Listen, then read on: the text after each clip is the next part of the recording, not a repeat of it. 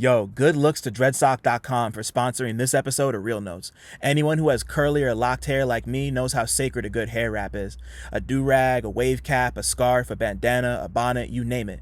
Dreadsock goes a step beyond the average with silk-based head wraps that offer full protection and frizz control for curls from 2A to 4C.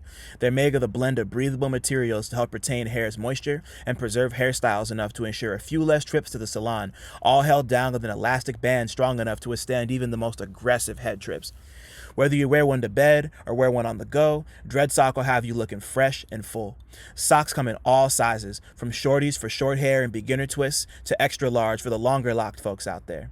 Look, y'all, I've been growing my locks for nearly 2 decades and have been a loyal Dreadsock customer for 15 years. So when I tell you these shits work, I'm dead ass. Plus, they're an independent, black-owned business that's worth the time and energy. So go to dreadsock.com and use promo code CineMasai, that's CineMasai, for 10% off your first order. They won't fall off in your sleep, but they will keep you looking fresh. Thanks again to Dreadsock for sponsoring the episode. Now let's keep this shit moving.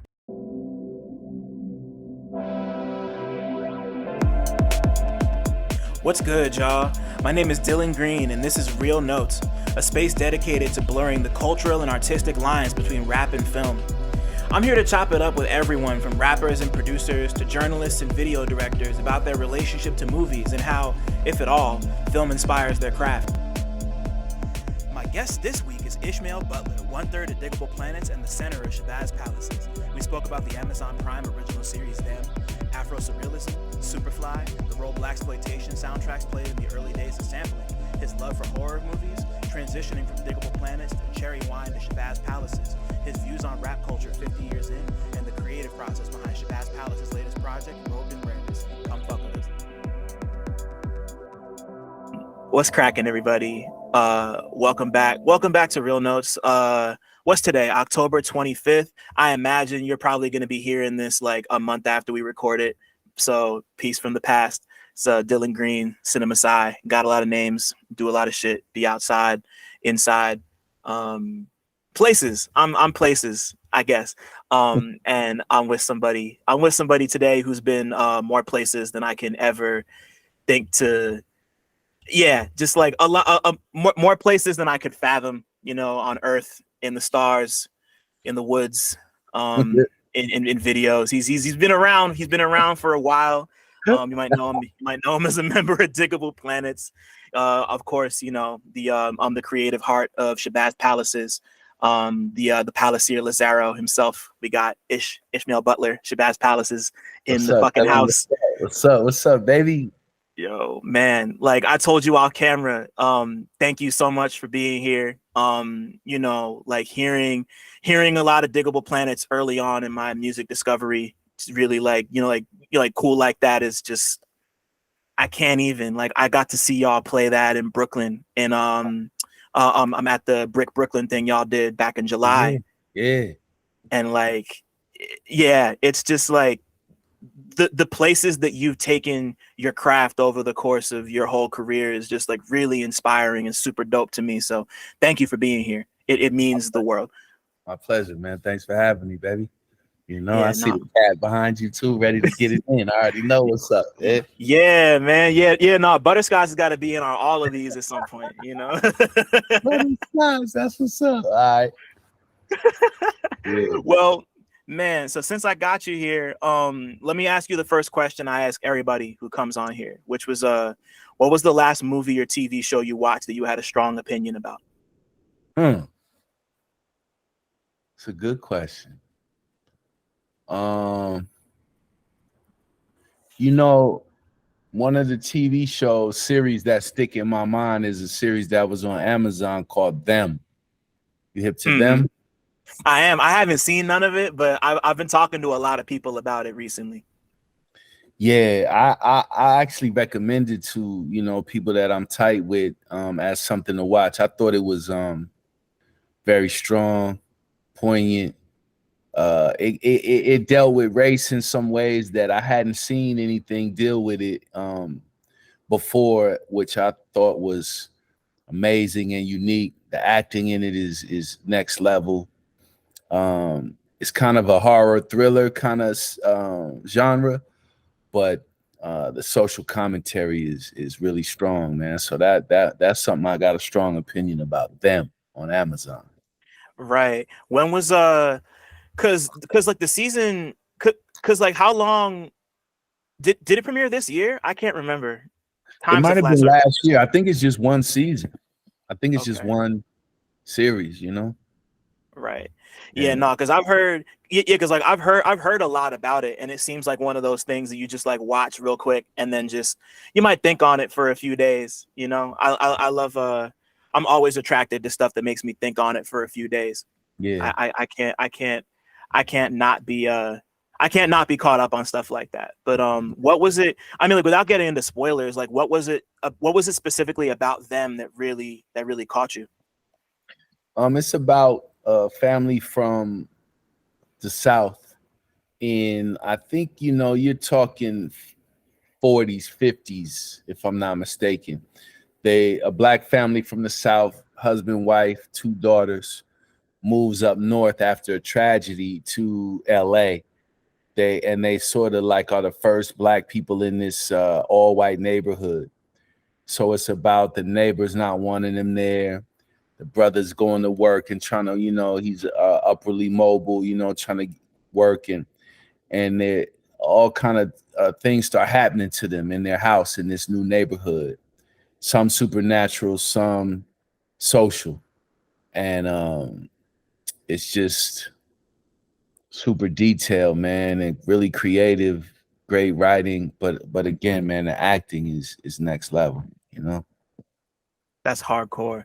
I Yeah, love that sounds kind of like that sounds like it's got like elements of like magical realism to it, no which question. like yeah, I love stuff like that where just like just like the difference between like reality and unreality and just like how it's like the way that like stuff like that can amplify real life, whether it's like stuff from like folklore or just like and like I'm even thinking about like Atlanta, where it could just be like something as stupid as like a dude with an invisible car, like Yeah, stuff like that is yeah, is super ill to me. yeah, yeah. Because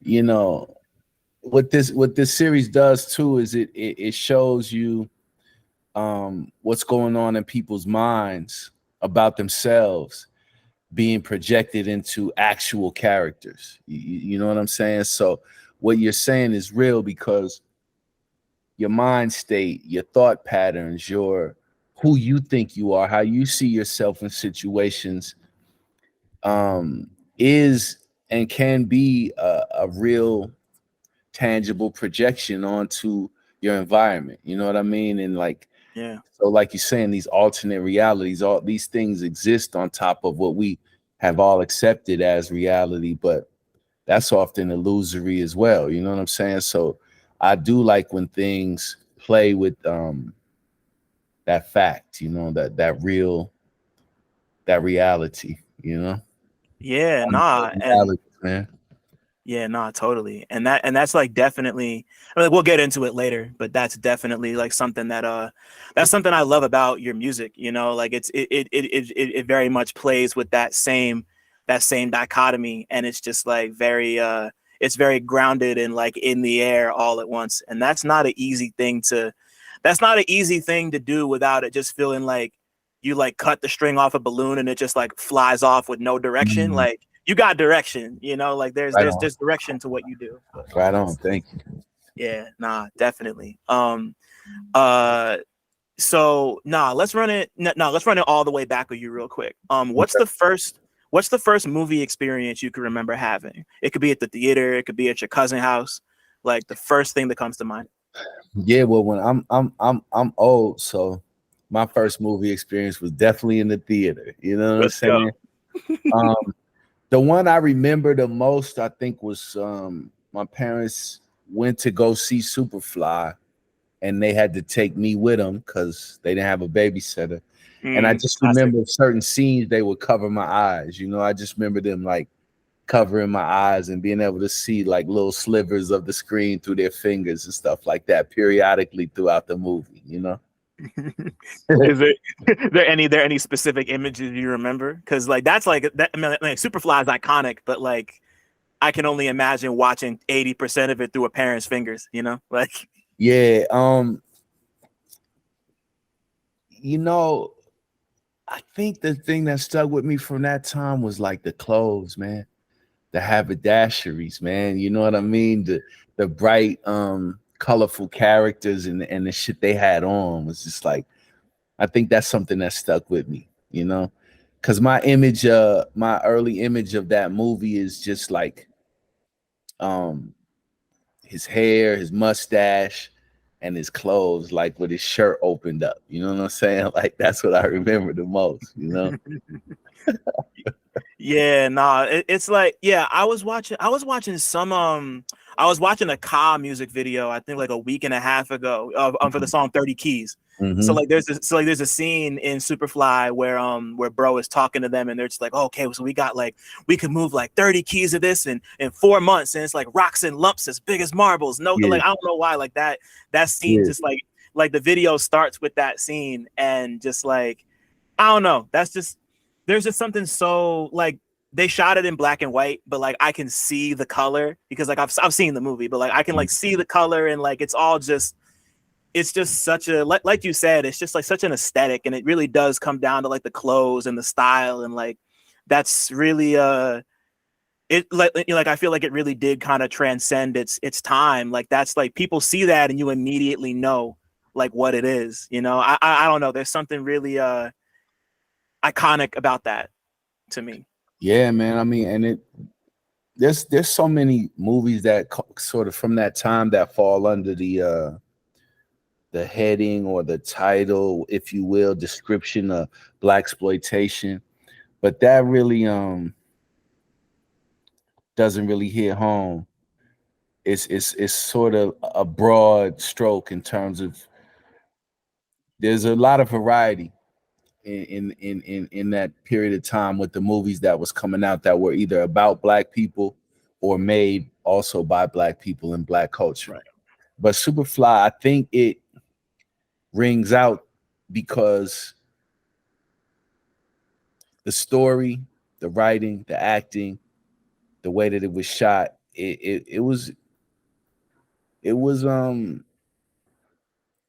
top shelf. You know, it was a little bit more realized than the other things that were its contemporaries. Not to disrespect any of those things too, but Superfly is a gem, you know? Yeah, you know, Yeah. like, And then and what Curtis did basically was took it, solidified it as art, you know? And like he did with yeah, all of his stuff, you know, like it was very cultural. It was very uniquely specific to church, and then leaving out of the church into, you know, the musical experience. But his imagination, his idea, the way that he interpreted the story into songs and how they sounded was just the two things together, man, make it, it's a monument, you know. yeah, yeah, man. I feel the same way about what Curtis Mayfield did for Superfly that I do about what Isaac Hayes did for Shaft, you know, or like Mhm. even just like thinking about like, and you're like, I can't bring up Shaft without saying like, rest in peace, Richard Roundtree. He just passed away yesterday. Legend, icon. No Very, question. yeah, very sorry to see him go. But you know, just like I think, and like I think that's one of the things that, like, you know, like growing up and kind of like, I haven't seen every black exploitation film ever, but I think like Superfly and Shaft are great examples of just like how a soundtrack can like come to define a movie. Like I guarantee you more people have heard Curtis Mayfield's Superfly than have seen the movie. And you could No, say the same, for Shaft, yeah, you know? And like, you know, like I had seen stuff like that before I'd seen the movie I'm about to mention, but that all kind of crystallized for me when I first saw Black Dynamite.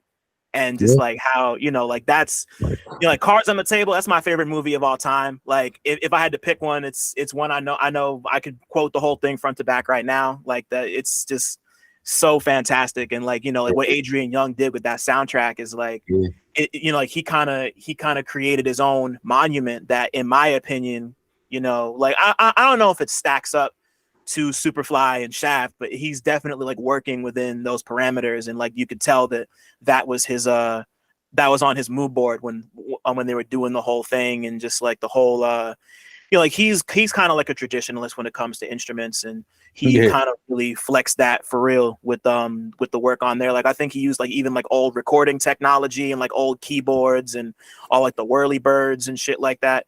Yeah, But I think he still maintains that, yeah. recording on analog equipment. The first time I ever got hip to him, I went to go see Ghostface, and he Mm, was they were like doing the music for him, and he sort of was directing that, and I just remember thinking how they really had captured RZA's sound in a live setting, and then later on I found out, how he gets down, and what his aesthetic is, and he's a stickler for that, using analog equipment, and really tracking down what instruments and keyboards made this or that. So he's really like a sonic historian in a way with that, and then his ability to translate it into grooves and stuff that's pretty hip. right. So you were so you like went to go see Ghost at the studio, and they were working on 12 Reasons to Nah, Die. they toured that. They toured. Okay. Got it. Yeah, Got it. Got it. yeah. Got it. That 12 Reasons to Die album is Hmm. so crazy. Like that's Hmm. like a like I knew he was. I mean, like we've all heard Bulletproof Wallets. Like it's pretty much just like he took Bulletproof Wallets and they just like did that Yeah, with or at least they like fleshed that concept out with like Adrian Young and everything. But yeah, that yeah. like, but yeah, just to get back to your point, I just love the like it's just like such a like those two soundtracks, Shaft and Superfly, they're just like they're so definitive and so iconic, and so I've been using the word iconic a lot. I try not to do that, but yeah, it's just like important, like crucial stuff to like not like to like Black culture specifically, obviously, but like it's just those are like musical monuments, and I think I love that word you use, monument, because the Superfly soundtrack is definitely a monument. No question. And in the early days of like sampling, all of those quote unquote blaxploitation films, when cats would go digging for records, those were the gems to find, man. Like I because bet. they had hella shit on there that you could snag. You know what I mean? I don't care what the movie was, and everybody was sort of bringing in orchestras and string sections and shit. It was just like Yeah. really rich ground for like getting samples and getting musical ideas like that in the 90s and in the early 90s. You know what I mean? Like that was it. Blaxploitation soundtracks, man. Yeah. Yeah. Yeah. Yeah. Nah, like between that and like gospel, I Mhm. imagine like that and gospel were the two really big ones. And obviously like R&B and soul too, but Oh like, yeah, yeah, yeah. yeah.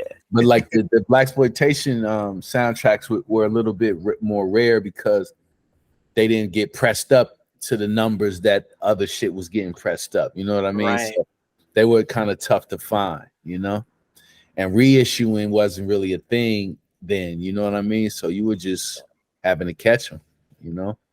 Right. Yeah, I can only imagine, like yeah, like like that's the whole appeal of going digging for records, like it's just like finding stuff that like you would never imagine. Like yeah, just like I found this old I found I went record I went the last time I went record digging was probably like last year. I found this old chubby checkered record that I'd never heard in my life. Like I just saw the like the cover was kind of like gingham style, and it had like the United States on it, and I think it has him like playing the guitar or whatever on it. And I just Yeah, saw that cover and I was like, I would never find this anywhere else. Like, like just like that's right. there's nothing more special than just like finding that and just like listening to the songs and just being Yeah, like, like I didn't even know this existed 2 days ago type right, shit, like right. Damn. yeah, no, that shit is gorgeous. But so like as you get older and you start kind of developing your own taste for movies, like was there a movie that you saw when you got older that really kind of stopped you and kind of connected with you on either like an emotional, artistic, or like spiritual level? Like I like to think of it as like a capital M movie. Like what was the first capital M movie you ever saw? Hmm. Or the first one that comes to mind? You know, I would have to say, I mean, it's kind of cliche, but like as I was becoming an adult and kind of like understanding what cinema was, you know, like aside from just movies and stuff like that, I would have to say, The Godfather was like, okay, I see what movie making is about. Raging Bull too, when I'm starting to understand what cats are really doing as directors and as actors and writers and screenplay and set design and wardrobe, and I'm starting to understand, okay, this is a whole world universe that cats are creating. But lately I would have to say, like, there's a movie Beyond the Black Rainbow. You know that one? I do know Beyond the Black Rainbow. Yeah, Yeah. that one really hit me, hard. Like it really touched all my curiosity, sensibilities, and really spoke to me. And I sometimes I just put it on just to have the feel of it in the atmosphere where I'm at. You know what I'm saying? I fuck with that one heavy. Yeah. Yeah, no, that makes sense to me because that's like heavy duty sci-fi stuff, Yeah. and like that seems to be very much your bag, Yeah. like stuff like that. And I don't know if you've seen Saul Williams's movie Neptune Frost. Oh yeah. Hell yeah. Yeah, nah, like stuff like that is like stuff like that's like like stuff like that, and of course, like I'm gonna get a little cliche and mention Space is the Place. Oh yeah. Like, Yeah, yeah. Sun Ra's movie. Like stuff like that is, I get it. It's just once again, just kind of testing that barrier between reality and unreality, and just kind of like, yeah. When did you first see Beyond the Black Rainbow? Was that like around the time it came out, or did you I just like did see stumble? it when it came out. I Gotcha. did see it when it came out. Yeah. On the humble though, it got a art house run. And I just happened to, I go see movies a lot, just go by myself and check flicks at this place here called SIF, Seattle International Film Festival. Got a theater, and they play, shit that you're not gonna catch at the cineplexes and stuff, Facts. So they got some hip shit, and I was able to see that one, man. And yeah. Heavy. That's hardcore. Yeah. What was the so now I'm curious. What was the last thing you saw over there?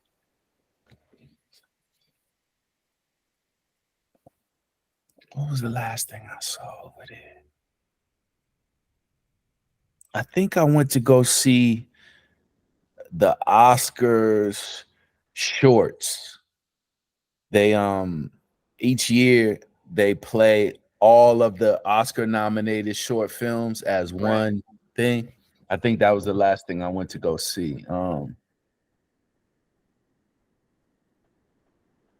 Nah, they had a Pasolini film over there that was kind of ill about these people that lived in this like coal mining town or something like that. It was pretty ill. It was kind of boring actually, but I checked it out. Yeah. Yeah. Yeah, that was I did go see this crazy Polish film that hadn't been released and was unfinished.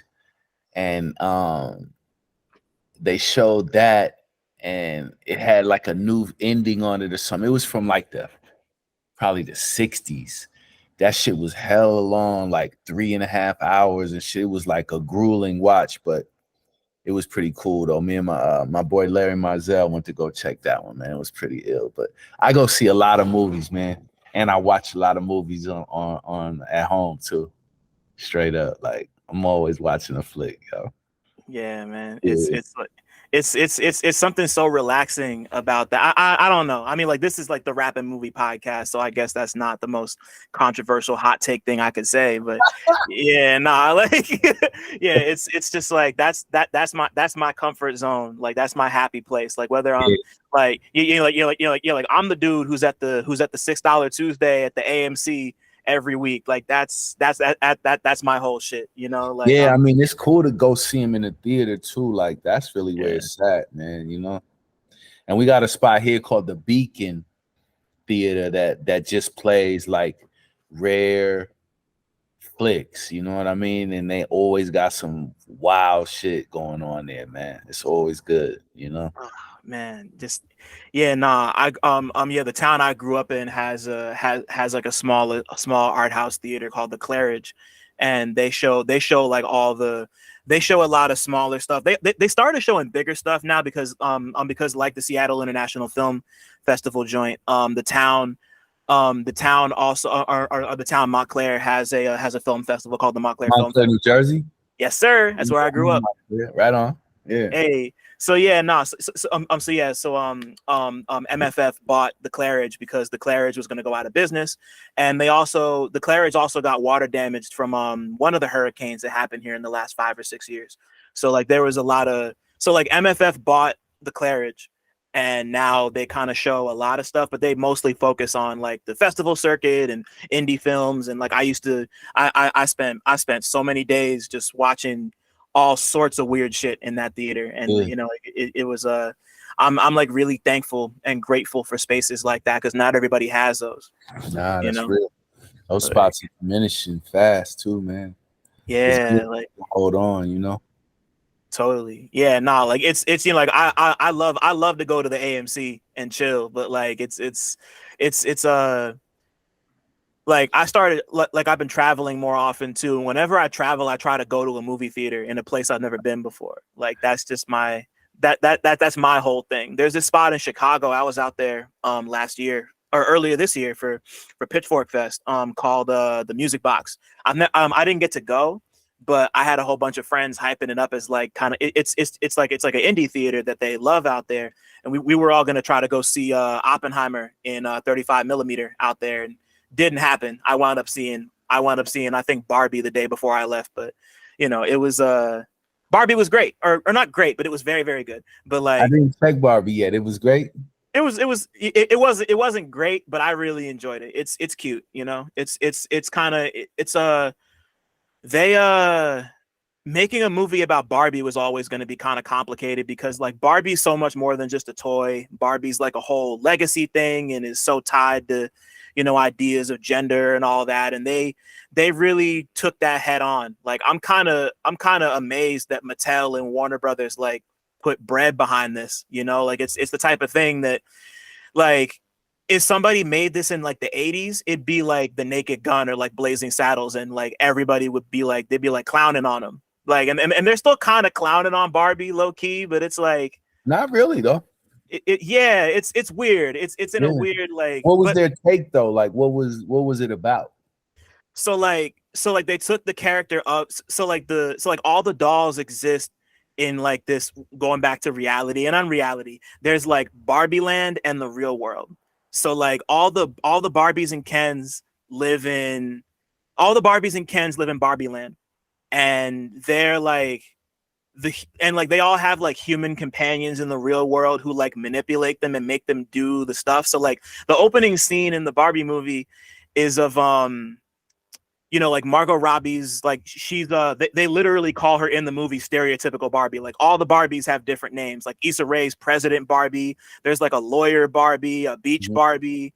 So like the opening scene is like Barbie being like manipulated, like not by a hand, but like she's moving like she would like a kid would be moving her with her hand, and like she's getting dressed and taking a shower, and there's no water coming out the faucet. She like makes like the fake looking breakfast and gets like taken off the house and put in the car. So like stereotypical Barbie goes through. She has like an existential crisis moment where she like starts thinking about death, and she doesn't know why she's thinking about death. It turns out her child's mother, who just so happens to work for Mattel, is like going through an existential crisis of her own. And that whole shit is affecting the way Barbie, because, like Barbie kind of lives like a pampered life and doesn't think about the outside world. And Barbie's just thinking about like death and all this other stuff that everybody's like, what the fuck are you doing? It's so Barbie winds up going into the real world with Ken, and the two of them like figure out what the real world is. Like they all have their own perceptions about what gender is, and like the Barbies rule Barbie land and the Kens are just kind of like accessories, you know, like they're the, you know, like they're like the accessories to the ladies, and Ken comes into the real world and realizes, oh, it's men who rule the world, and All he right. takes that back to Barbie. They really, I'm like amazed they made the movie like that, and it's like the biggest movie on planet Earth. Like it's not perfect, like but they're at least like they're like a lot of kids are gonna go see that, and it's cool to me that that's gonna be like a 9 or a 10-year-old's first experience with things like sexism and racism, and you know, like it's just like stuff that everybody needs to have some background in, and you know, That's like it's real. once again not perfect, but like they, you know, like they tried to do something with it, and Yeah. I have a lot of respect for that. Wow. I didn't expect to be explaining the Barbie movie today, so that was all just off the top, you know. I see you, and you had it down too. I was actually going to ask you, what's the last blockbuster you saw? Oh shit. The last blockbuster I saw was wait, I can actually check. Hang on. I'd be on Letterboxd like crazy because I gotta log all the movies I see. The last blockbuster I saw was Saw X, the last Saw movie. How was that? It was great. That Good? was great. Yeah, no, that shit was tight. I, you know, like I love the first one. I think the first one's a classic. But this new one is the best one I think I've seen since the third one that came out in like 06, 07, like when I was in high school type shit. Just like, because I think if I remember correctly, it takes place between the second and third movies. I don't know how familiar you are with the Saw movies at No, all. I'm Like, not that familiar. No. all right, so I won't go crazy, but long story short, the guy behind the Jigsaw character, like he gets cancer, and he winds up going to Mexico, I believe, for this like experimental cancer treatment that he thinks is gonna cure his cancer. And it turns out that the doctor scams him, and like there's a whole bunch of people involved, and they think he's cured, and it turns out he's not. So he uses all his Saw like and like his whole thing is like the reason he's able to do all the traps is because he's a mechanical engineer, so like he knows how to make all the traps. So like he gets scammed and grifted by these fake or by these doctors, and he's like, yeah, fuck y'all, I'm just gonna get everybody, put them in the Going back in traps. my bag. Okay. Exactly, Wait, so exactly. he's the hero now. You rooting for him? Yeah. Okay. Yeah, it's like the lore. Like I'm not an expert. I have friends who are experts in Saw, but I've seen all the movies, and there's a lot of lore behind them. But like this all like predates a lot of that. So it's Mm. just like him just kind of going after these doctors, and it's like it takes a lot to take somebody like him and make him sympathetic. And they did it. They nailed it, bro. I was kind of like in spite of myself, like yeah, he needs to win this one. Like, you Yeah. know? Come on. They scammed him out of so he thought he was healed up and he wasn't. Nope. Ooh, They had that's his head bandaged up, and they had his head bandaged up and everything. It was, and he took it off, and there's like no scabbing or scarring, and he's like, I got, and that was it. damn. That's cold. I like that. Yeah, Yeah. my go-to genre is thriller horror. Oh, Like, word? yeah, that's it for me. I rarely choose dramas unless somebody like, yo, is good, or some actors or some, or a director I really want to see. But like when I'm just chilling, I'm really want to just find my bag, I'm going horror genre, thriller. Damn. All right. So not to dwell too long, but what was the last great horror movie you saw? Because you know it's October still, so The I'm last great one. Did you see Come True? I don't think I know what that is. Come True is a Canadian joint that was pretty slick. I thought, what was that joint called? X? Oh, the on the T West joint, X was great. Yeah, X was sick. I wasn't fucking with the one before X. What was the one before X? Oh, the one after. Oh, you didn't like the other one? The why am I forgetting what it's called? Oh, Why? No, Why? not X. I fucked with Pearl. I Okay. wasn't in the X that. Which one was Kid Cudi in? Kid Cudi was an X. Yeah, X was all right, but Pearl I thought was I fucked with that one. I like that one. Pearl was hardcore. Yeah, Pearl was, I like them both, but I like they're both kind of going for different things. But I think I like Pearl more too. yeah, I like Pearl more. What else did I see? You ever seen La Llorona? Oh yes, I have. That Come movie's on, crazy. baby. Gangster, yo. Gangster, yo. Shit. I'm looking at some shit that I watched. I don't know. Oh, you ever seen what's that joint where it's in Australia and these two people kidnap this girl? Is that Wrong Turn? Nah, not Wrong Turn. I forget the name of it, but it's icy, man. Shit. Um, Damn. Like, cause like I'm thinking like Wrong Turn, and there's maybe was it not The Hitcher? I can't Wrong remember. Turn is icy too, though. That's Yeah, French, though, right? I'm pretty sure. Yeah, Yeah. it's been a while since I peeped, but yeah, no, it's definitely French. I know one that I always go back to is a Primer. You fuck with Primer? Yeah, I seen Primer. Let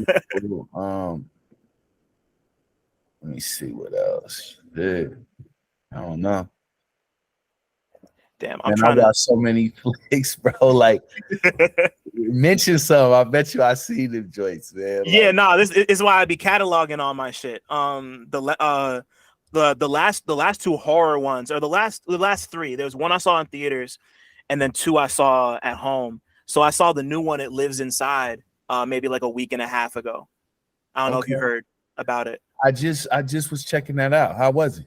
It was good. Not amazing, but you know, like it's I mean like sorry, That's what? kind of out now, right? Yeah, yeah. If like if it's not out of theaters, it's like on its way out, which is weird because like you'd think they'd be keeping it in the theaters for all of October, but it's about a Hindi family and them being haunted by like something out of like Hindi folklore. Really, really interesting stuff that you don't really get to see in like American cinema super often. But like I thought it was cool. I didn't think it was like great, but it was really cool. The only thing that one of the things that got me, the monster's not that scary. You Mm, know, like and you're like they do the reveal at the end, and I'm like it just it didn't look convincing. It kind of looked like a big like fish man, and like you ever read Spawn before? oh, yeah, So like you remember what the Violator looks like, yeah, the yeah, gray yeah. alien, kind of looked like a cheap version of the Violator, and I was like, like it kind of broke the spell for me a Uh, bit, but you know it is what it is. Like it's yeah. I'm not tripping. It was good regardless. I wasn't mad at it. And then the other two were Under the Skin with Scarlett Johansson, Oh, yeah, for sure. which I still don't know if I liked it or not. It was an experience, and I'm not gonna forget it no time soon. But like that's one I've been thinking about a lot. That's Yeah, a the bug movie, soundtrack man. was sick. Oh Um, yeah, no, the soundtrack's amazing. Soundtrack sick, and then they had some really ill scenes in that, just in terms of like shots and like sequences and shit. But Yeah, I wasn't jacking the whole joint that much. But like you said, it was still good. You seen Relic? I seen Relic. Yeah, Yeah, Relic was ill. Sea Fever, you seen that? never seen Sea Fever. Sea Fever's ill. Um, Damn, they you got put me one on too, it. American Latina. You seen that? No, I don't even know what that is. That's pretty ill. Elizabeth Harvest, you seen that? You gotta send me a list of this shit, man. Oh, I will. Yeah. For sure. Oh, Oh that's yeah. crazy. You seen the one? It's like a Arab film where a lady's in an apartment with her daughter, and there's like a entity in the house with them. Have That you shit seen is so fire. I don't remember what it's called. that shit hard? I saw that shit 2 years ago, bro. Oh, Yeah, yo, I saw that with my boy Kyle. We saw that at Kyle's crib. Shout out to Kyle if he's listening. Okay, I'm gonna ask him what it was called because he'll remember. That shit was so that fire. one is a banger, bro. Yeah. Yo, that was wild. And then there's this other joint. about this I think it's an Iranian horror film about a woman who becomes a vampire. I think it's called She Walks Alone at He Night. walks alone at night. Yeah, that shit gangster. Yo. That went hard. Yes. Yo, just so like, yeah, just so crazy. Like that's one I've been meaning. I might actually want to rewatch that before the month's out because you know I'm in the spooky bag this season. But Yeah. but Yeah. there was one other thing I wanted to. Oh yeah, so you ever see Cronus? It's Guillermo del Oh Toro's yeah. first movie. Yeah, like see, so like it's been on my list forever, and Guillermo del Toro is one of my favorite filmmakers ever, and like Pan's Labyrinth is like one of my favorite movies of all time. But Cronus is something that's been on my list, and like I see it, like I'll see it in the Criterion collection at like the store and online, and like a week and a half ago, I was finally like, it's time to watch this shit, and just like, yeah, just a really nice like melodramatic and really very sad monster movie. You know, like Mhm. it's just cool to see people like to like make it to the beginning of someone's career and then like see all their hallmarks and like how it evolves, and like you see that in like the Devil's Backbone and the Hellboy movies and Pan's Labyrinth and The Shape of Water. Like it's like all the themes and all the actors. He's been working with Ron Perlman from the jump. I didn't know that, you Mhm. know. So like that was illuminating to me, especially since I just saw Pan's Labyrinth for the first time in years, like a month and a half ago with my sister. So that was nice. Yeah, he just came with the Cabinet of Curiosities too, which was a series I think he curated where other people directed. They got some gems in that one too. Yeah, I haven't caught any of them yet. It's on my list though. I'm definitely trying to catch them. Yo, you seen a flick called The Invitation? Yeah, I seen The Invitation. Yeah. Damn, I can't remember when I saw The Invitation, but it's what year was that again? What that was about what 6, 7 scoops ago, right? Yeah, Yeah. yeah, no, I'm looking at it. 2015. That sounds about right. Yeah, the lady in that Emma Yahtzee is she's a great actor. Speaking of Ron Perlman, they were in a series together where Ron Perlman plays like a mayor or like a DA or something, and he's like losing his mind. Did you see that one? I don't know what that is. No. Oh yeah, that one was ill too. The Damn, Watcher. Did you see The Watcher? I seen The Watcher. I seen The Watcher. Damn, man, this is yeah. I feel like we could have a whole other 2-hour conversation about all the movies we've seen. This is so crazy. But Yeah, before we get too off track, I want to yeah. talk. I want to talk about some of your early music stuff before we move on to the Shabazz shit. Okay. You know, the most cliched question imaginable, but you know, like when you know, kind of like with the movies, like when did music become capital M music for you? When did it go from being passive to being like active in your life? It's hard to say because I got started early, and I think my parents realized I was like into music from probably like me singing cartoon theme songs, television theme songs. So they got me playing saxophone when I was in the 5th grade. So I played in jazz band and classical band in middle school. So that's how I really got into music. You know what I mean? And I played saxophone, and then I just always was keen on music. Like I said, like theme songs, commercial songs, like singing them, knowing them, and um, then after middle school, in high school, right around the 9th grade, 8th grade was when Rapper's Delight came out, and that was it. Like all the cats was, you know what I mean? Everybody, it was over, man. A billion rappers was born, bro. You know what I'm saying? Yeah. And then I got into it in high school and really started listening to it. And then in the 10th grade, my bro had an Alesis drum machine, my bro Marcel. So we used to just all go down to his house after school and just like go in there and make beats and rap, and just like that was it, you know? Damn. And then, you know, like, yeah, like before we move on, I'm just, yeah, no, like I'm stuck on the commercials and theme songs because like that was the thing I used to do as a kid too. Like that was my whole thing. Like, did you have any favorites in particular? You know, so when I was coming up, it was like Laverne and Shirley, Happy Days. Um, man, me and the cat that used to play with live with me in Shabazz, Tendai, we used to, man, we know all of the theme songs. Like I can't think of them off my head, but like he would start singing one and then I would finish it because I was just paying attention to all of that. But like, um, oh, you know what my favorite theme song is of all time, bro? Honestly, is Welcome Back Carter, bro. Oh wow. Yeah, Welcome Back Carter is a was a TV series, like a sitcom, half an hour joint about high school kids in Brooklyn, man. But the theme song is icy, bro. Really icy. And they was like straight songs, you know what I mean? Like, Yeah. yeah, man, like real productions and shit, you know. But it basically the song mirrors what the series is about. Welcome Back Carter is a teacher. He left Brooklyn, goes and like tries to make it out in the world. He's got lofty dreams and all that, and now he's back in Brooklyn teaching. And the theme song is kind of about that, but it's really like heartfelt, man, and a deep song, you know. So that's my favorite one of all time. That's hardcore.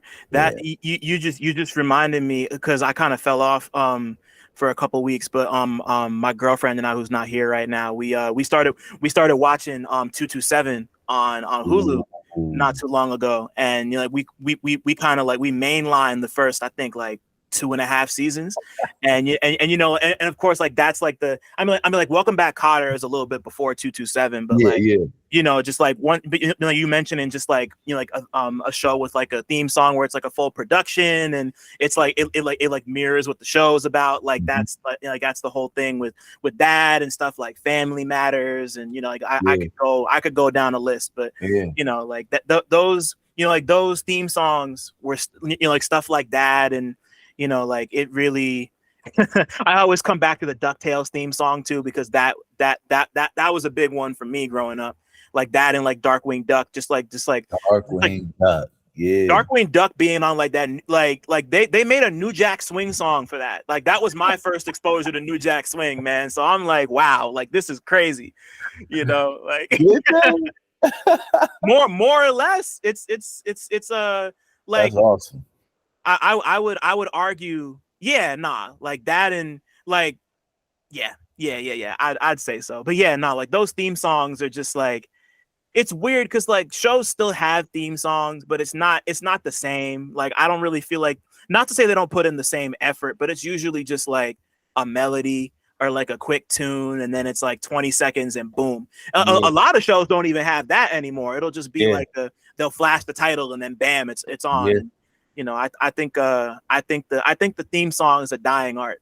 You know. I think so too. I mean, it was meant for to give the family the opportunity to gather around the TV. You know what I mean? I'm from an era where there was three stations, bro: ABC, NBC, CBS, baby. You know Right. what I mean? So at a certain time, you know, you would hear the theme song, and you had about a minute and a half to go to the fridge, get your shit, and sit down with the fam and watch whatever y'all was gonna watch. You know, so now it's just like you said, it's just like, you know, it's just a different set of priorities and needs, you know. Yeah, you know, it is what it is. And Yeah, so like, and, you know, so like around this time, you know, like around this time, you're really starting to get into music and making it.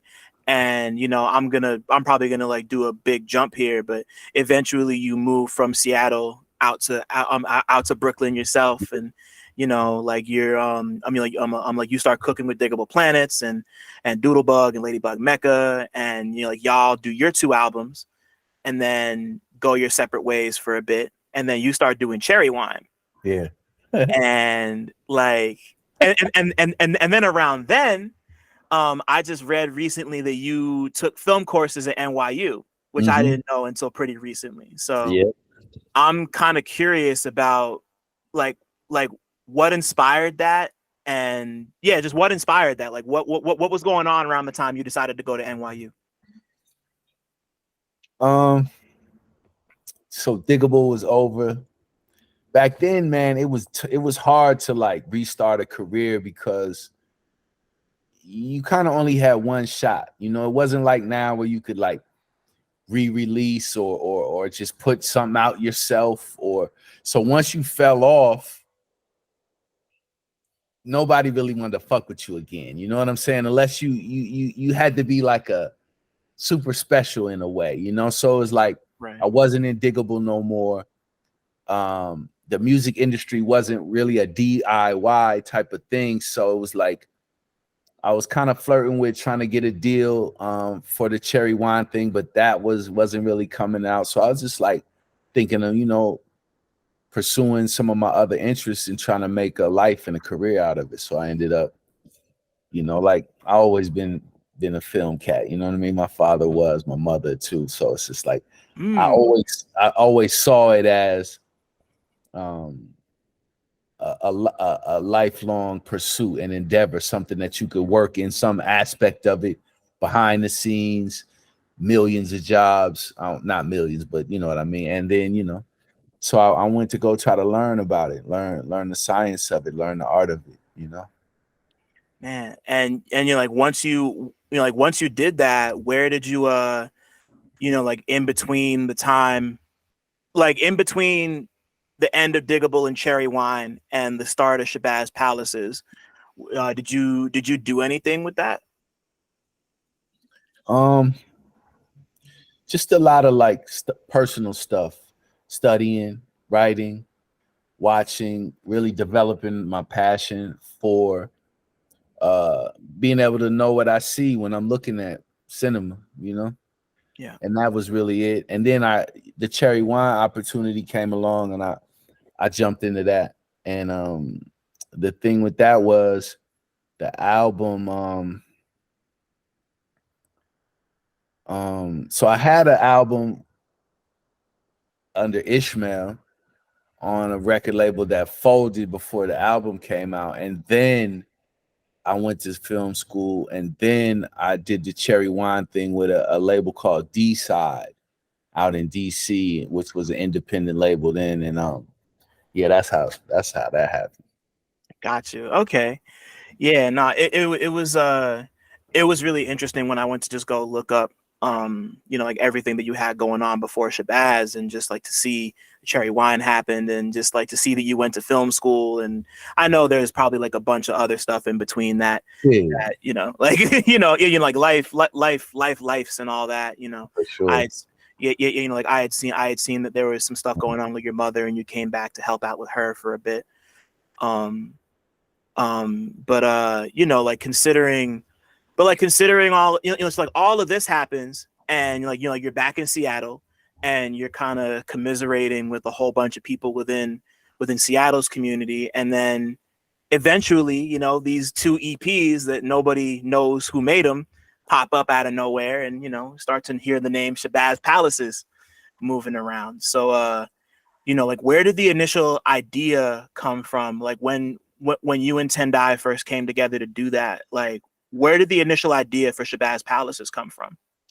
So, like in the 2000s, like I always had music equipment at home, but I felt like my time to make commercial music had really passed.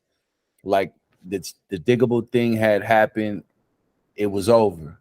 I had tried to make a couple other forays into it, didn't do good. So I was like, damn, I'm getting older. It's over for me in the rap game. You feel me? Like, but I always had music equipment at home, and I was always making music.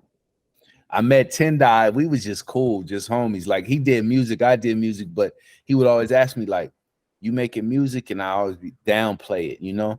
So we just used to hang out, go out, um, and like talk sports and that kind of shit. So one day he was just like, "Yo, you making music?" And I kind of got fed up with him. I'm like, "Dude, I make music all the time. Like, leave me alone." He's like, "Let me hear it." So I played it for him, and it basically was the music that made up the first two EPs. And he was just like, "Dude, what are you doing? Like, you got to put this out." You know what I'm saying? And I was just like, "Whatever, man." But I ended up, pressing those up, putting them out just under Shabazz Palaces. I didn't want to be associated with Diggable because judging up the new landscape and stuff, I just didn't want to be bogged down by the past, any expectations for it being like diggable, that kind of thing. So I just rolled the dice with the new thing, you know, and it ended up, you know, catching on pretty well. Yeah, nah, like those two EPs were really well received, and of course, you know, like Black Up happens, and you know, like this is, you know, like I know, and you know, and like I'm happy you brought up just that being so that you know, like that phenomenon of like an older rapper in that sense kind of being like new and maybe even like a little alien to you, because you know, like at that time it was very much like, oh, you're 30 and you're still trying to rap, what the fuck, you know, like it's you know but you know, like clearly it's not that no more, and you know, like you've like really fleshed this out into something that's like self-sustaining, you know, and you know, like I feel like a lot of that has to do with like the work that you and Tendai did, and of course like everything with the Black Constellation and Stas the Boss and everything, you know, just like that's just you know, like when, you know, just like when those first two EPs happen and then Black Up happens and everyone's like, oh, like this is Ishmael Butler's back and doing his own thing, you know, like even before that, like when y'all made Black Up and put it out into the world, like did you ever have that moment where you were like, oh, this is like, we hit something, like this is it, you know? I mean, just really with the touring opportunities, you know, like just getting, you know, man, after Black Up, man, we was damn near like on tour for like 2 years straight. You know what I'm saying? So just being able to go Europe, South America, Asia, you know what I mean, all around the United States over and over again, you know, hearing from people that I had liked and respected, you know, that they had heard it and liked it, you know, it was like I started to think like, damn, you know what I'm saying? Like it's working out pretty good, you know? Yeah. Yeah.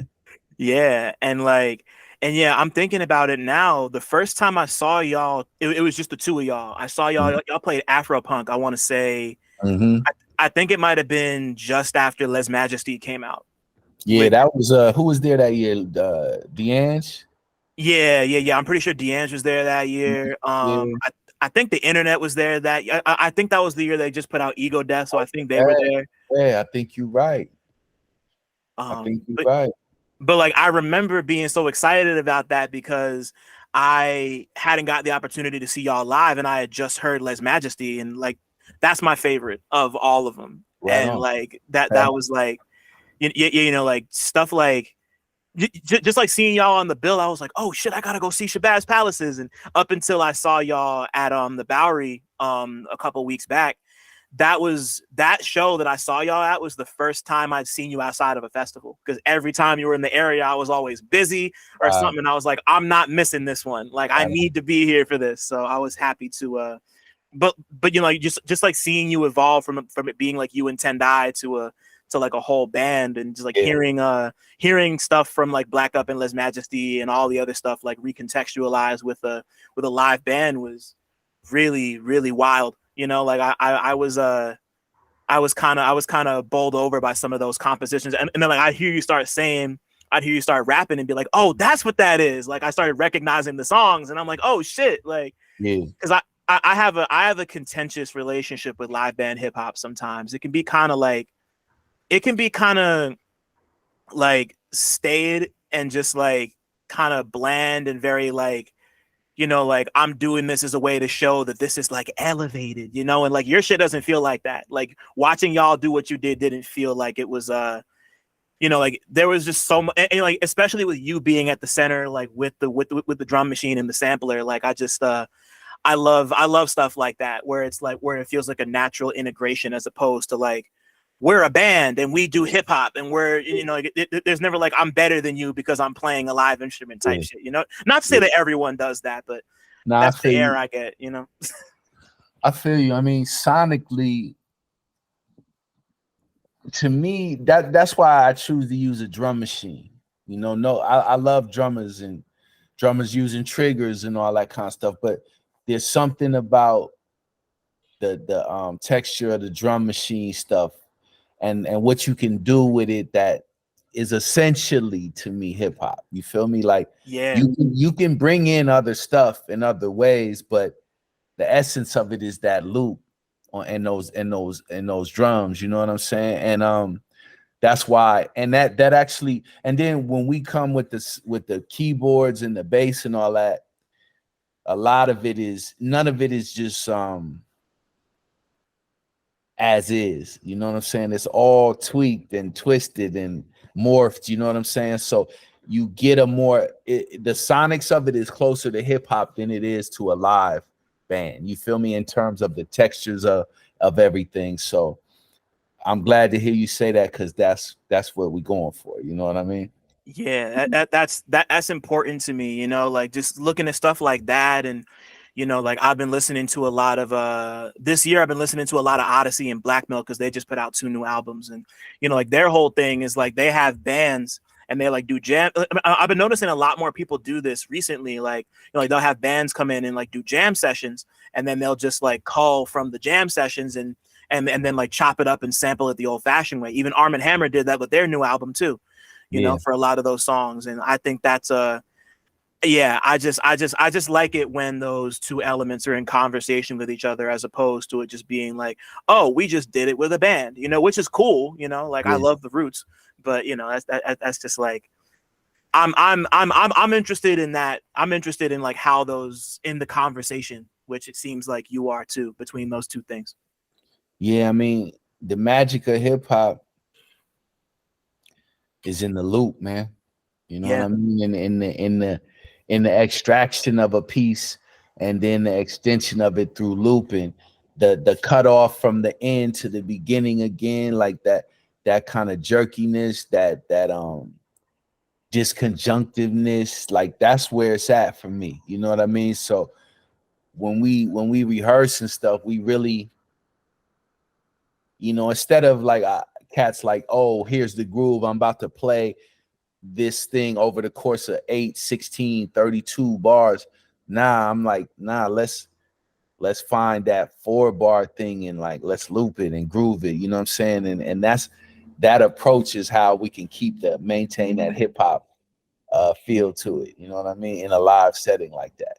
And it's still free, but it's metered in a way. It's like, I don't know. That's what hip hop is to me, man. Because when you come from that era where like Cass was just chopping up the James Brown, looping the James Brown and stuff, it's certain idiosyncratic rhythmic stuff that if it ain't there, it falls out to me. You know what I'm saying? yeah. And no disrespect to nobody's shit, like, and no matter what you like, but I'm just saying, for me, that's where we be trying to get to it. Right. Yeah. And I really do feel like that extends to like every aspect of it. Like not even just the production, but just like the way you rap and like the way you put words together, and just like the fact that it like one of the things that always makes me laugh about Shabazz Palaces is like I'll be hearing this like really beautiful, like forward thinking, like it's just like the most like ethereal, out there, like fun, cool shit that's like rooted in rap, and then you're just like in the middle of it calling people sucker MCs like it's like 1991. And that's just like, I love, once again, like I'm big on time period clashing and stuff. Like it's just like you're so classical when it comes to the way you write, and the music that you make is so in the future. Like there's just like stuff I'm hearing on like the earlier projects that sound like Forerunner for Ray is a song that could drop tomorrow and still sound like it's new, and like like you kind of being at the creative heart of Shabazz Palaces, as like people have kind of rotated in and out. I feel like that kind of speaks to that, and I think Robed in Rareness, the new project, really hones in on that. So, just like how did Robed in Rareness come together, and where do you feel it fits within the canon of Shabazz Palaces? Because Shabazz Palaces is a canon now. Like I was thinking about that before we hopped on the phone. Like I'm canonized. Okay. like, yeah, no, like there's a canon to y'all shit. So where do you feel it fits within that? It's interesting. I mean, every Shabazz Palaces song that's ever been recorded and released, I produced it. I made the beat. Right. Whenever I perform live, I always wanted to have an element that wasn't involved in the studio sessions. And Tendai brought a really special feature because of his abilities on the congas and on the percussions and vocally. and also me and him had a very telepathic ability to groove. You know what I'm saying? Like we could just set up anywhere. One time we had a show and we used to go off the Ableton, and the computer crashed in the middle of the first song, and we had to do the rest of the show just like kind of making up shit with the drum machines and stuff like that, and we did it. So he brought that element to it. But I always, you know, for me, the recording is like, that's me, you know, whatever comes out on the album, I usually do it in the studio, produce it myself, and then me and my man Eric Blood mix it. And then when I go live, I bring whoever I bring with me. And so same thing now, but this time I wanted to, I just had this idea of like getting rid of the computer and just doing everything right then and there. That's like where I'm at with everything now. But like, you know, it's all about growth, man. Learning. I learn to play instruments. The more I learn, the more I'm into like manipulation of sounds, creating live stuff, but making it sound like loop stuff. Yeah. And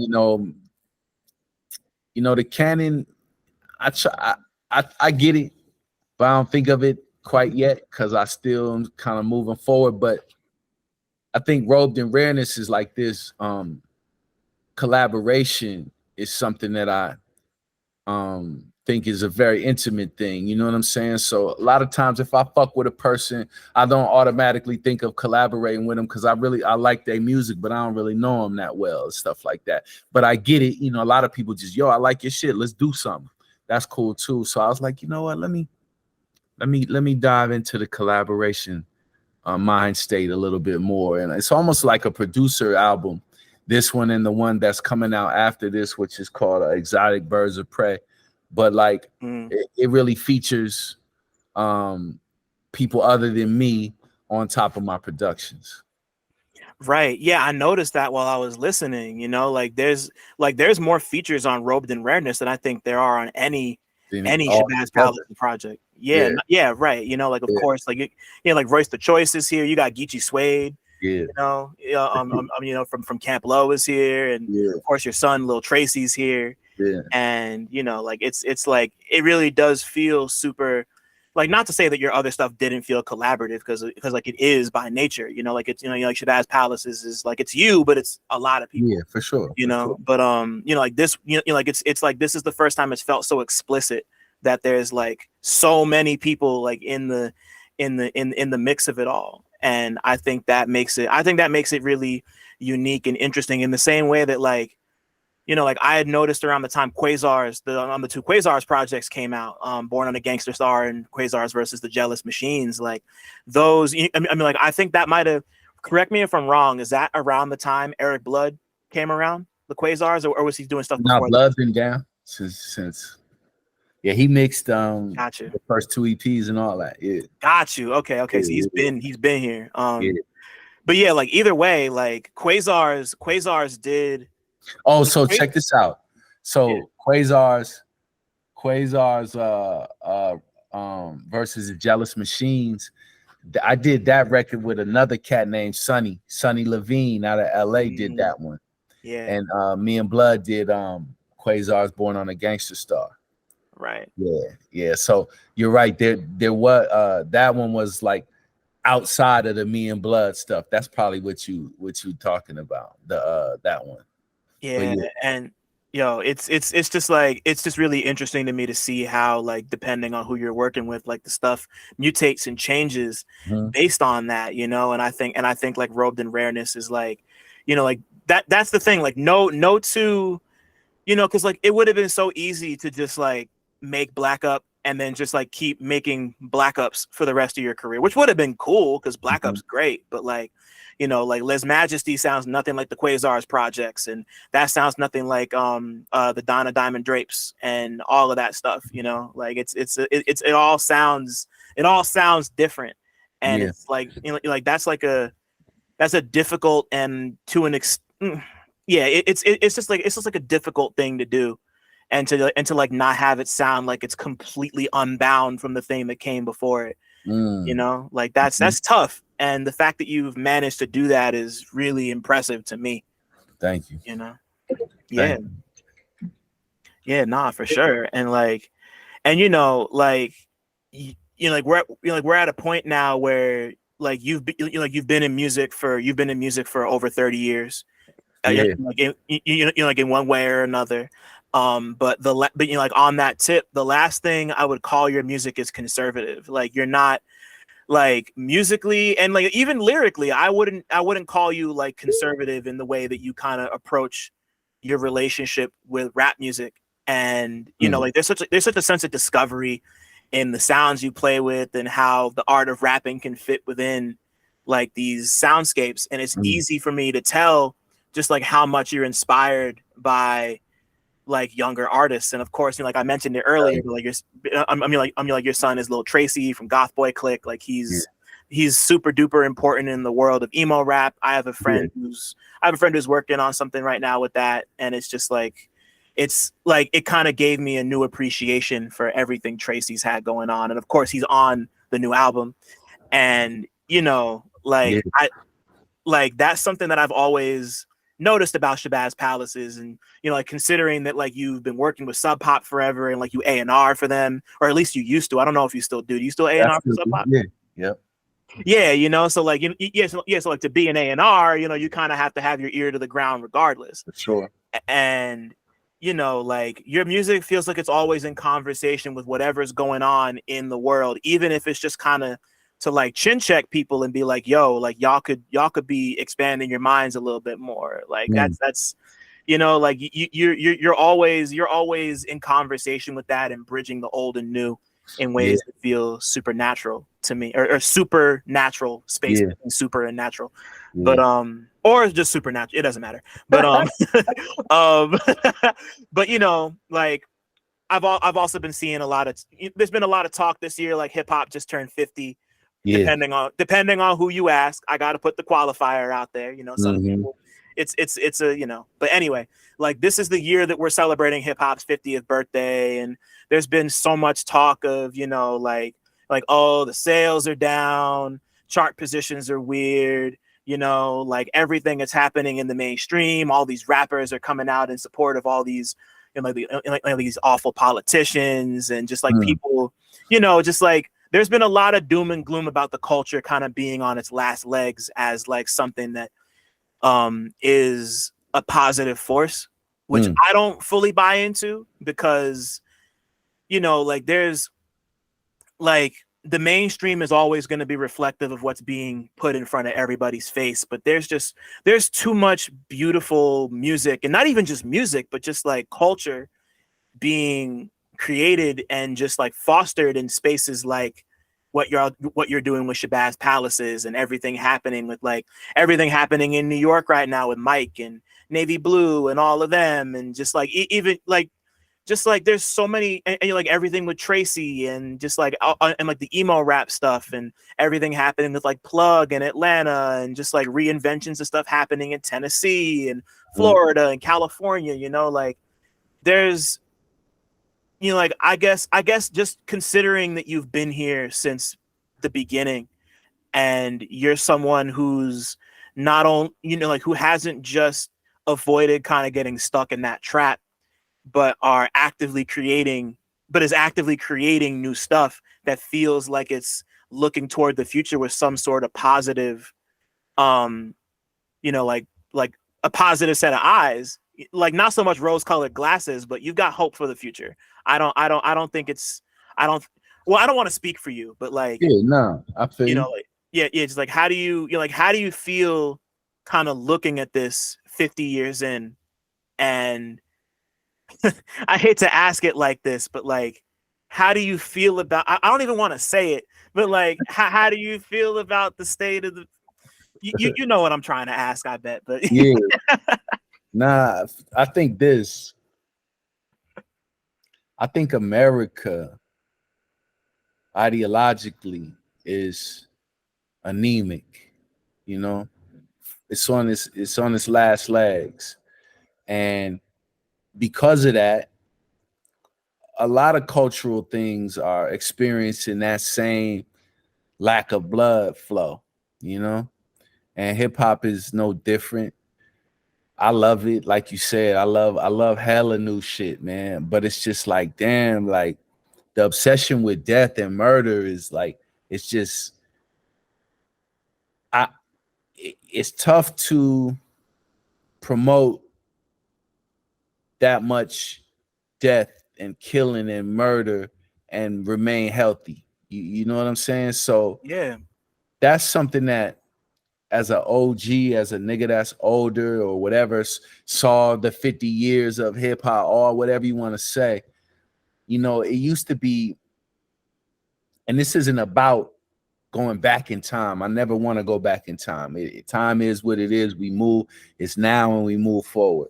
But there are things, human aspects of where something came from that you can learn from moving forward. And hip hop was a life affirming thing. You feel me? Like it Yeah. was about taking circumstance and making joy out of it, making movement, making dance, making color, making art, making opportunity.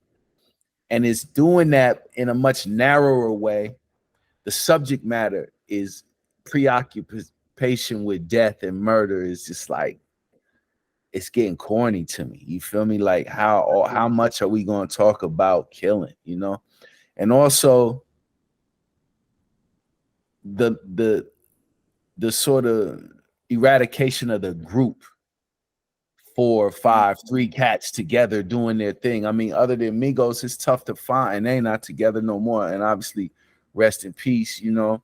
But like, there's no more R&B singing groups. Like, where's five brothers singing about loving girls and stuff like that or whatever, you know? So Yeah. I see a lot of things have been stomped out that were like, if I'd have told you when you was a kid, yo, when you turn the age you are now, ain't gonna be no R&B groups, ain't gonna be no five brothers singing, ain't gonna be no, you'd be like, man, get the fuck out of here. How's that gonna happen? You feel me? But Right. the fact that it has goes to show you that our culture is under attack and has succumbed to these attacks.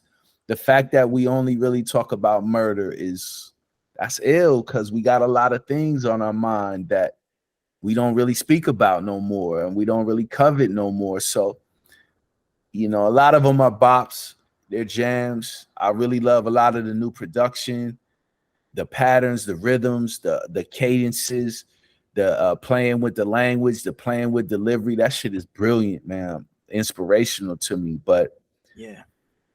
just looking back on the years, I'm like, man, this obsession with this death cult shit is alarming. You Yeah. know?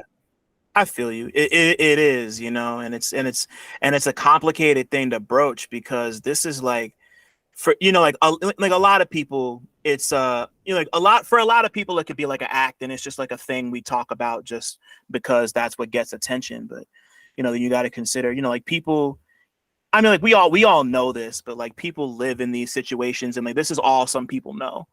And it's just like, but like then the question becomes like, I mean, I don't know, I don't have any answers. It's just like it's it can feel very morbid and very bleak sometimes, and every once in like that's why I kind of I tend to I tend to divest from from too much, like I'm trying to think of how I want to word this, because there's so much, like I listen to all different types of rap music and it depends on my mood and all that other shit. But I've just kind of been finding more solace in stuff that's less, I don't know. It's weird. It's weird because it really is a mood thing for me, but at the same time, I also want to constantly question just like why, like why is this the most popular thing right now?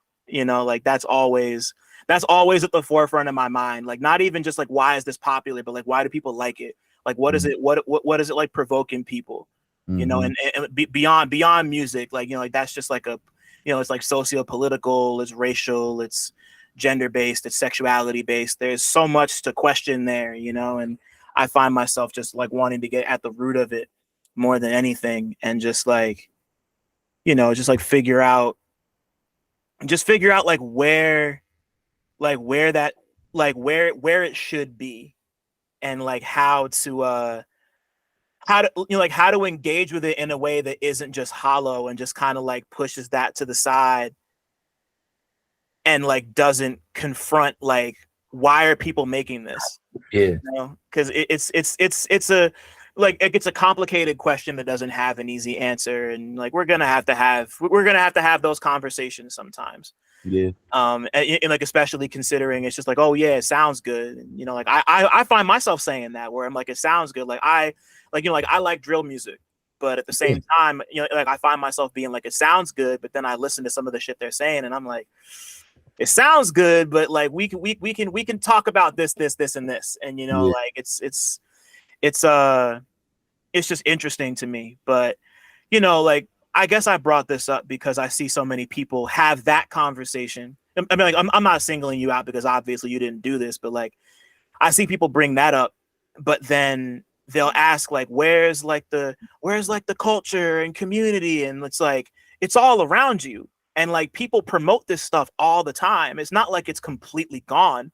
It's just not on the radio or on TV or wherever, but like it's all around you, you know, For like sure.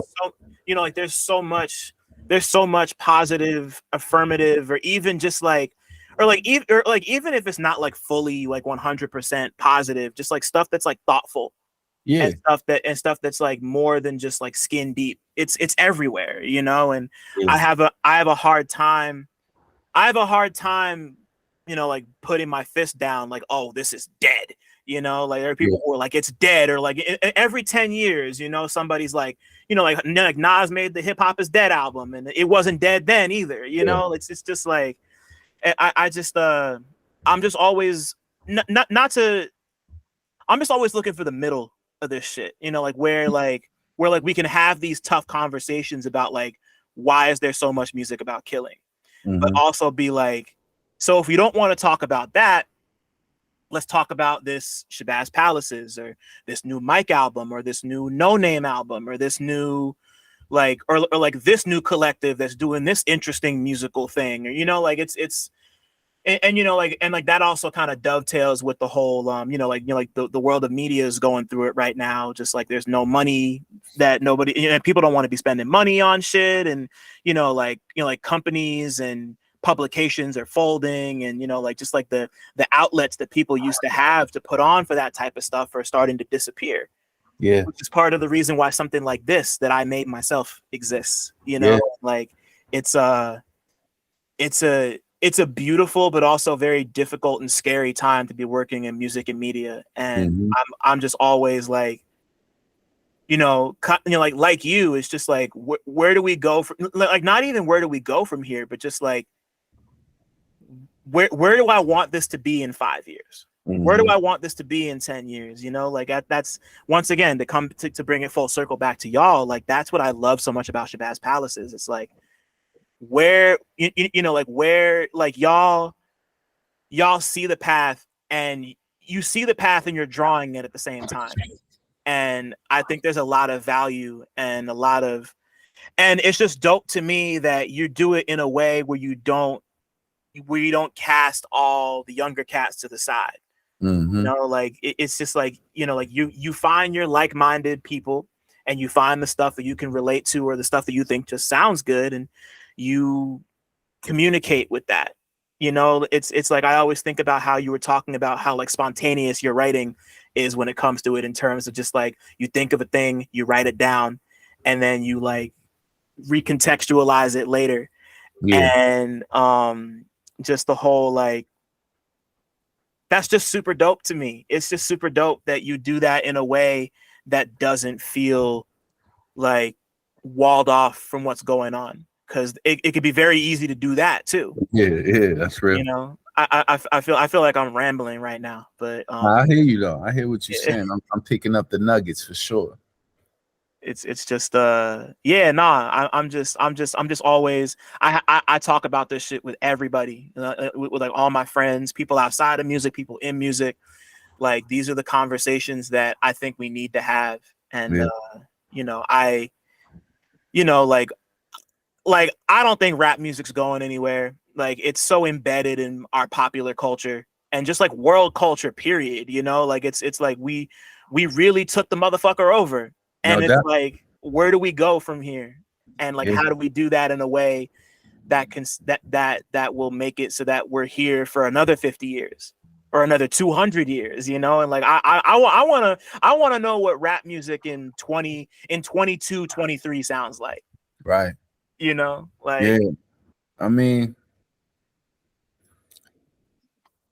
it's rich. Rap music is rich. Hip hop music is rich. You know, like the possibilities are boundless, really. You know, because the people that are drawn to it are folks that um have to exercise creativity and ingenuity for survival. yeah, Music that and then that expression is necessary for people in those situations. So you always gonna have lightning. You're always gonna get lightning out of that one way or the other. You know what I mean? And you know, yeah, like I said, man, you know, whatever I consider the things that I complained about to be a rut. I don't see them as being something that is stopping the train or killing it or something like that. It's just like a detour, you know, and eventually, you know, cats gotta understand, listen, if we raising a whole generation of people that see life as something that you could take, you know, over some, you know, really insignificant altercation or you know, I know them from over there and we killed those guys, and you know, we got, you know, killers that's, you know, anywhere from 10 to 14 years old. We got hundreds, thousands of them. Like that's just not sustainable. You know what I'm saying? Like, yeah, and, man. it's not cool either. And we cool. You know what I'm saying? It's not smart, and we're brilliant. You know what I mean? So we're gonna get out of it, but you know, the sooner the better, man. Cause it's just like it's deadly out here, bro. You know, and it's like Yeah, I get it. You playing street games, it's street rules, you know what I mean? And you gotta adhere to those, and to people outside of that, it's brutal and don't make no sense. But these new rules, they just don't make no sense, bro. Like, yeah. nah. I'm Yeah, just like more than anything, I just want the situations, you know, like I want like the systemic factors that contribute to stuff like this, because like that's really where it lies, you know. I mean it lies with people, and like we're all individuals and we all make choices, but at the end of the day, you know, like I just want all that to get fixed, because the sooner that gets fixed, the sooner that we'll start to see less stuff like that, you know. And Indeed. like, you know, it's like I said, it's complicated, no easy answers, but you know, it's just it's art. It's also life and death and people, you know, it's complicated. Yeah, I'm not even gonna try to make no Head in declarative the hand, statements. huh? Like, Like, yeah, you know, yeah, like for real. Like I just, you know, like I don't, you know, because like I don't ever want to like trivialize that, because you know, like I've I've I've seen and been around stuff like that, and you know, like that's and anybody who has will tell you that like that's like no way to live. You know, no. like people are you constantly looking over your shoulder and just like, Mm. mm, you know, it's nah. But either way, it's just I really appreciate your perspective on it. You know, like as someone who's not only been around for a long time, but someone who's, you know, continuously looking toward the future in a way that feels like organic and like you're really you know, like I don't, you know, like I don't listen to your new I didn't listen to Robed in Rareness and think like, oh, this feels like you're just doing this just to do it, you know, like you're not, this isn't like an obligation to you, like you're doing this because your heart's in it, you know, I like love I love it, man. You I know? feel the heart in this. Yeah.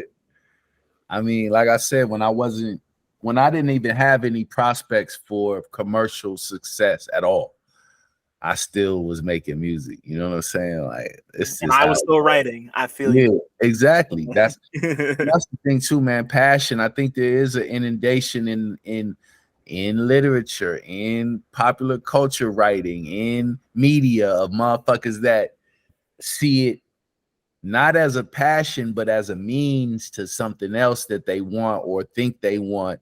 And then they fill the area up with it. And you can tell that it's not, ain't no essence to it. You know what I'm saying? That's a problem. You know what I mean? The floodgates have kind of been open in a way, and it creates more opportunity, but it also lets motherfuckers get in that ain't necessarily with the shit too. You know what I'm saying? So real. And these people might get a footing and they might become movers and shakers and all that, but they don't really got no passion, and it's just like, ugh, that's kind of problematic, man. But you know, like you said, it is what it is. We ride the waves as they come, you know what I mean? And you got to just stay on your board, you know what I mean? So that's how I'm looking at it. I don't complain about shit. If shit's whack, I really don't really fault it, because somebody might dig it and you can't really fault where they coming from. But right at the same time, man, we do. One thing we had in the old school, quote unquote, was like super quality control, super policing of the culture that was like real hardcore. You know what I'm saying? Like you couldn't sound like another nigga. You couldn't just bite another nigga's style. You couldn't just come through dressing like them guys and shit. You know what I'm saying? That was a no-no, you know, and now homogenization is kind of expected. You know, they'll be like, oh yeah, you know, he sounds like a mixture of whoop-de-whoop and whoop-de-whoop. You know what I'm saying? You're just like, okay. So we not gonna listen to them two. We just gonna go, okay, cool. But you know, it's whatever, man. You know, I'm with it all. Yeah, you know, it is what it is. Things change, but you know, like that's you know, we just peep we peep game and we move accordingly. That's all it's about. And man, like, yeah, sorry, my brain just my brain just lit out. But Ish, to bring this all full circle, if your life was a movie, what would it be about?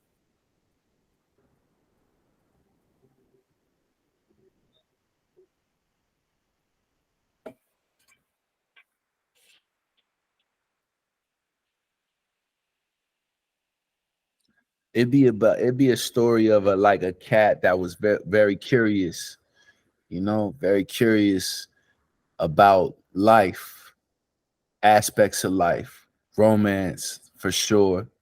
And music is romance. Romance, the anticipation with certainty of walking on the edge of creativity, you know, but really about curiosity, man, like an explorer, you know. Yeah, I could see that. Just, you know, like it's because, like, you know, like there's one of my favorite life sayings ever is just like there's treasure everywhere. You know, it's everywhere, no matter where you look, no matter where you dig. And you know, like if you continue to explore throughout your whole life, then you know, like you'll never get, or not you'll never get bored, but like, you know, you'll stave off boredom. And you know, like life's a whole, you know, like life could be an adventure until the day you die, if you're willing to accept the ride. So That's right. hell yeah. Ish, I can't thank you enough. This conversation was really something special. Likewise. You know? Likewise, D. Thank you, brother. Yeah, nah, it's really my pleasure. You know, like this is, you know, like the stuff that you do is like, you know, like the stuff that you do is part of the reason why a thing like Real Notes exists. You know, like just like these different fascinations and how they connect. And like we didn't even get into your videos, but maybe that's a conversation for another time. But just like anytime, bro. Yeah.